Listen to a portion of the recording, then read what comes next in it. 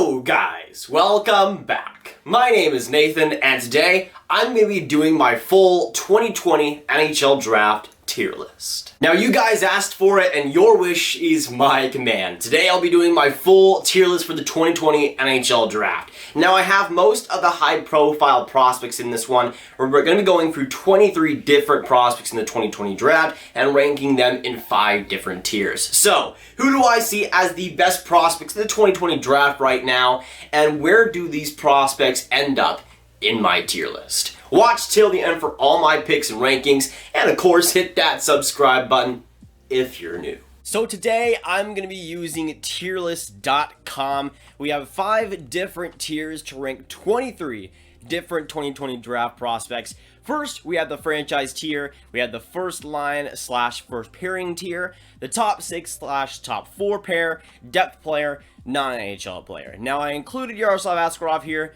He would basically be the equivalent of that franchise goaltender.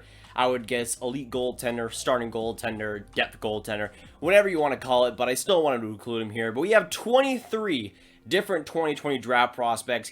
We're going to be ranking them in these 5 tiers, and it's going to be freaking amazing. So, we're going to start out with the first one. We're going to go in order here, right along, and we're going to start out with Lucas Raymond. Now, Lucas Raymond was number 3 in my mock draft, in my prospect rankings, so I obviously like him quite a bit. To me, I'm going to put him in the franchise tier. I think the ceiling for Raymond is easily one of the best in this draft. When you combine the skating, when you combine the puck skills, the smarts, he's just a player that provides so much and is kind of almost getting underrated right now. He's a guy that could slip, I guess, but at the same time, if I had the 3rd overall pick, I would likely take him. Then going on to Jaime Drysdale, the good old Canadian defenseman. And when it comes to Drysdale, I'm not sure if he's on the franchise tier yet, but that's a guy that I think will be very, very good, and I'm going to put him in the first line / first pairing tier. That's a player who I think is going to be a dominant offensive defenseman, although I'm not sure if he'll be better than a guy like Cale Makar or Quinn Hughes. He'll be up to that kind of standard of just being an offensive dynamo. Then going on to the projected 1st overall pick, and yeah, I'm going to put Alexis Lafreniere. No. I mean, it could still happen. Maybe he's a bust, but no. We're going to put him in the franchise tier. I wonder if there's going to be somebody that just pauses the video, skips to that part, and thinks I actually put him in the non-NHL player. But yeah, I don't know if I need to really explain it. Alexis Lafreniere is the best prospect right now, I think, in the world. Then going on to Jake Sanderson. I'm not sure why the N on the end was cut out for the picture, but we're gonna stick with it, okay? And with Jake Sanderson, not the non-NHL player. I still think he's gonna be good. But when it comes to Sanderson, he's kind of in that area where I think he will be a top 4 defenseman, but I'm really not thinking he's going to be anything more than that. I think he'll be a 4th, maybe 3rd defenseman at the NHL level. I really don't see him being a top pairing defenseman, though. I like his tools, and defensively, I think he will be very solid, but I just don't think he's going to have that top-end ceiling of the guy like Jaime Drysdale has, especially offensively. Then going on to Tim Stutzle, and with Stutzle, he'll be in the franchise tier. You know, I think when it comes to him, he's still number 4. I still prefer Lucas Raymond, but Stutzle is one of the more just overall better prospects in the league that can just go in the NHL next year and I think perform very, very good. I think he's a franchise player, and although I wouldn't select him number 2 and I might not select him number 3, that's a guy that is still one of the best prospects in this draft. Then going on to Rodion Amirov, and Amirov is one of my favorite prospects in this draft, just overall very sound. And although I think he's definitely more of a project than some of the other prospects, he's a guy that defensively is already very strong, and the offensive skills, I think, have a lot of potential. I don't think he'll be a first-line player, but I think he will be a top 6 guy at the NHL level, and I think that's pretty much what his ceiling is. Then going on to Canadian defenseman Braden Schneider, and again, like Sanderson, the R at the end is cut off, so just, we're going to call him Schneidi for right now. But with Schneider, I think he'll kind of be in that Sanderson area. I wouldn't take him over Sanderson. I think Sanderson is just a little bit better in almost every way, but Schneider is still very good.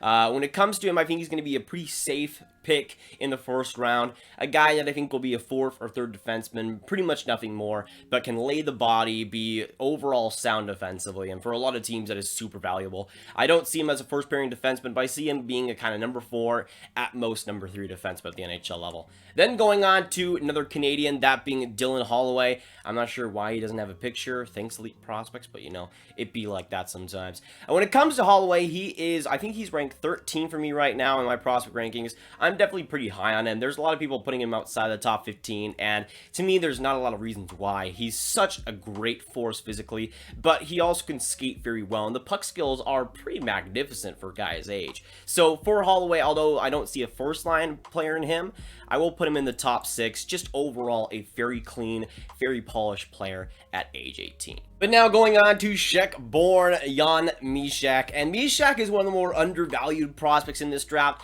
a guy that I'm not even sure will go in the first round, but I think is totally worth a top 20 pick. The upside of Mysak, I think, is absolutely insane. That's a guy that I think might not become a first-line guy, but I think will be a very solid top 6 guy at the NHL level. That's a guy that I think could score upwards of 60 points, too. I think, honestly, his value is really solid when it comes to driving play, having an amazing sense of the game. Mysak just provides all of that and has been so good already at the OHL level. Then going on to Austrian-born Marco Rossi, and I'm going to put him in the franchise tier. He's kind of in the middle of the first line slash franchise tier, but I think Marco Rossi is just one of those prospects that might dominate the NHL as soon as next season. I think he's NHL ready when it comes to the skating, when it comes to the overall play he has already. That's a guy that I think a lot of coaches will really like, and as soon as next season too. I have him number 5 in my prospect rankings. I think he's a top 5 prospect, and the tools he has just lead me to believe he'll be a dominant NHL player. Then going on to Connor Zary, and Zary is one of the more interesting prospects in this draft, I would say, because when it comes to tools, I think a lot of it is there, but at the same time, the consistency can be a problem, and there will be games where he's absolutely fantastic for Kamloops, and then games where he is just nowhere to be seen. So if he can iron out that consistency, I think that's a player that will eventually become at least a third-line center to the NHL level. The floor, I think, is very high when it comes to Zary, but I don't think the ceiling is quite as high as some other prospects. If I had to bet, I think he will be more of a depth player, maybe on that middle of a third-line center slash second-line center, but kind of in the middle of a top 6 slash depth player, kind of in that middle area, I would say. Then going on to Marat Kuznetsov, and I still don't know how to pronounce the name completely. I'm sorry about that, but I'm a big fan of Marat. Honestly, in the MHL, from the games I've seen, he has just been absolutely prolific. That's a player that, in terms of top-end skill, I think has a ton of it, and the IQ when it comes to Marat is absolutely insane. To me, I think he will be a top 6 player, and it will take a long time, I think, because he's obviously in the MHL, so it's going to take him a long time to get over, but at the same time, the skill he possesses, the ceiling he possesses, is absolutely insane, and I would definitely take him with a first-round pick. Then going on to defenseman Qian Gu Li, and Gu Li is the running meme on this channel, but I still think he's going to be an NHL player. The problem is, when it comes to just pure two-way defenseman in this draft, I don't think he'll be better than Sanderson. I don't think he's going to be better than Braden Schneider either. And although he has some decent tools and the skating is pretty solid, that's a player that I just don't think has too much upside, especially offensively. I just don't see how he can create too much. So I'm going to put him in the depth tier. I see him kind of being a 5th, maybe 4th defenseman, but to me that's a little bit reaching. But he's a guy that is a safe pick. I think will reach the NHL level, but I don't think will be nothing more than that. Just a fine NHL player at that level. Then going on to Canadian winger Jack Quinn, and Quinn is one of the more interesting ones. I have him ranked number 12, I think, in my prospect rankings. He's a player who I think will be a top 6 guy. I'm not really sold that he'll be a first-line player, but that's a guy who I think will score a lot of goals at the NHL level if he has the right teammates, and also has been getting better and better at creating chances himself, which is great to see. Although I don't believe in the franchise or first-line upside, I think he will be a very good NHL player. Then going on to Kol Perfetti, another OHLer, and for Perfetti, I'm going to put him in the first-line tier. I don't have him quite as a franchise player. I think he's a tier below those guys, but I think first-line is pretty fair for Perfetti Perfetti. If he can work on his skating consistently and make sure that he's a lot faster, and if he can improve on that, that's a player who I think will be very good. But at the same time, those are things that, when it comes to improving, are pretty hard to do. But when it comes to the tools he already has, the deking, the puck skills, and the hockey IQ, Perfetti is one of the smartest players of this draft, so he doesn't really need to be at that top-end skating. Then going on to Swedish winger Noel Gunler, and to me, Gunler's kind of in that middle area of top 6 / first pair, but to me, when it comes to the just pure skill that Noel Gunler has, I'm going to put him in the first pair tier. Now, that'll be a controversial take, because some people have Noel Gunler in like their second round and stuff, but I believe in Noel Gunler. There has been some issues with attitude, and that's, I think, some reason why people think he wasn't at the U18s, but the reason that he wasn't at the U18s was the consistency, and I think if he can iron out that consistency, that's a player that I think can be dominant. Last year, I think I had Kirby Dach number 11, and I'm not afraid to hide that. He has become really good though, and the main gripe I had against him was the consistency, and Kirby Dach went to the NHL in year 1 and looked pretty solid too. So if Noel Gunler can really iron out that consistency, he has one of the top end skills of this draft, and is just overall a very smart, very diverse, and just very good at hockey, if I had to explain it in one word. Then going on to WHLer Saif Jarvis, and he is quickly becoming one of my favorite prospects in this draft. I think I had him number 10 in my recent prospect rankings, and I don't see him going higher than that. I think that's pretty much where he should be, but when it comes to Saif Jarvis, I think that's pretty much perfect. Now, he's kind of in the middle of the first pairing top 6 role. I think he will be a second liner, but I think he'll be a very good one. That's a player that, even though he's shorter than most at 5'10", has a brilliant motor. Skating is prolific with him, and the puck skills, the IQ, it really is all there. And defensively, he doesn't skip a beat. His two-way game is very strong.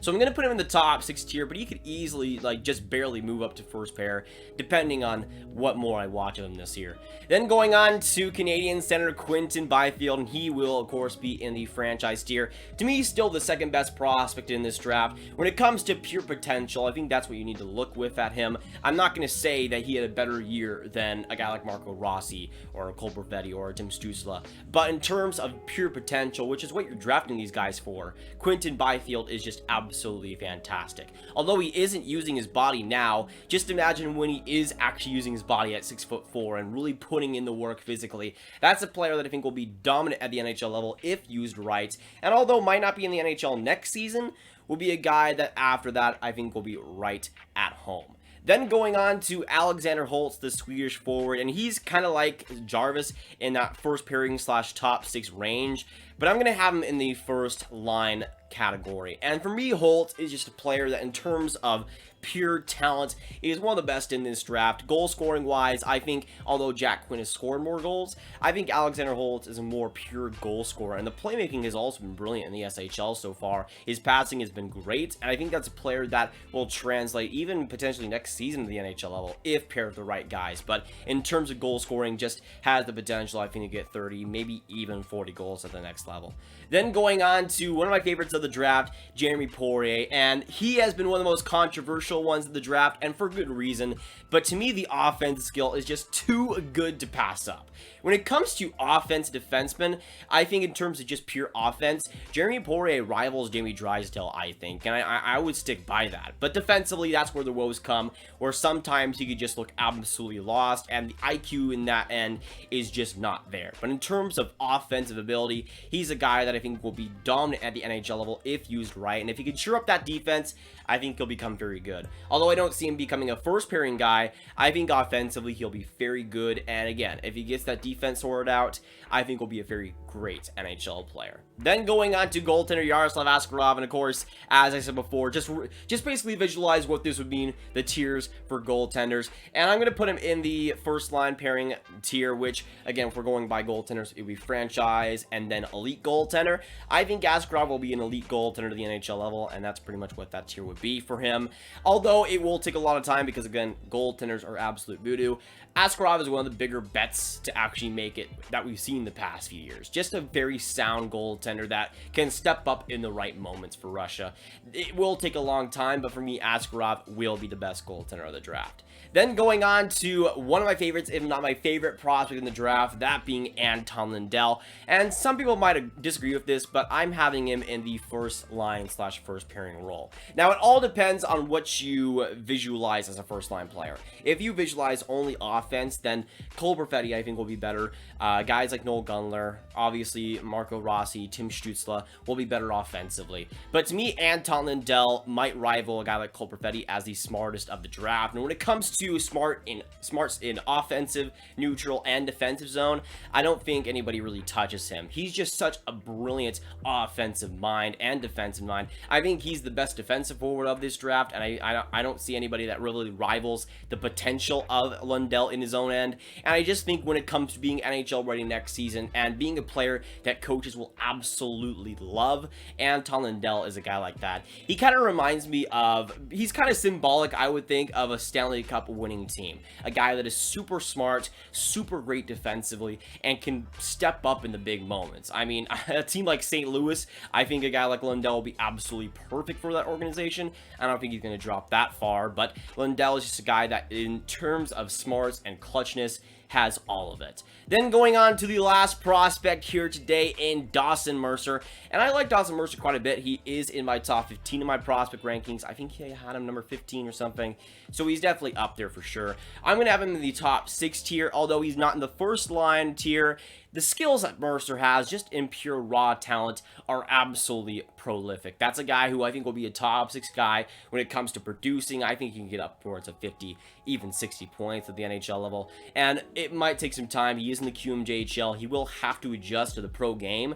But Mercer is a guy that, in terms of ceiling, is totally there. But then you can see the full tier list. I didn't even have any players in the non-NHL player list because he didn't even go that far. But you can see the tier list. We got franchise, first line / first pairing, top 6 / top 4, and depth player. Again, sorry for all the Qian Gu Li fans out there. At least I didn't put him in the non-NHL player tier. You should be thankful for that. And there is my full tier list for the 2020 NHL Draft, boys. Hopefully you guys enjoy this one. Of course, if you're sticking by and haven't already, make sure you hit that like button, hit that subscribe button, of course, and hit that notification as well, boys. On the road to 15K subscribers. Of course, with this video also, make sure you comment down below your thoughts on the tier list, what you agree and disagree with, and where you would put these prospects to in your tier list as well. And make sure you share this video with your friends, boys. Get this video out there. That would be totally appreciated. And also click on this card right here to watch all of my hockey prospect content right in one playlist. My name is Nathan, and I'll see you guys in the next video or stream. Goodbye.